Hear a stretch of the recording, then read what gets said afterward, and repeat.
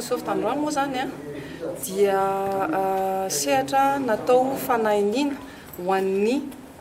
nareo journaliste zany tena hoe ho anareo journaliste le izy mampafantatra anareo a ireo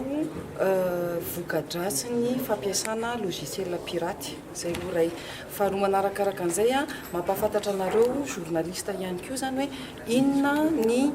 teknôlôjia vaovao amin'izao fiazakazahan'ny fanatontoloana zao zany a le hoe reto sy reto avy a ny outil collaboratif ny fiteny an'le izy amin'ny teny baiko hoe inona sy navy ireo outil zany a produit afaka ampiasainareo eo anivony sy atrasanareo tsirairay avy zay zao le papier ko zay fa le tena ao anaty mihitsy inona le vokadratsiny le piraterie inona le produit inona anjara ya ny vokadratsin'le izy moa fatatsika fa voalohany indrindra voasazan'ny lalàna izay manao piratage iny loha ray faharoa manarakaraka an'izay a ny vokadratsiny a dia misy lafiny teknika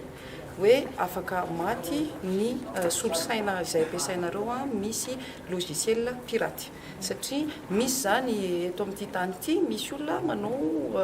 logiciel malveillant ozy izy tsika izay afaka mirécupérer na maka ny information anareo rehetrarehetra ohatra hoe manao paiement en ligne anareo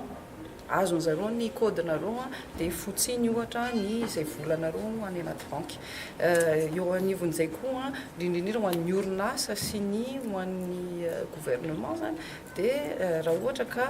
tsy sécurisé tsara le izy satria logiciel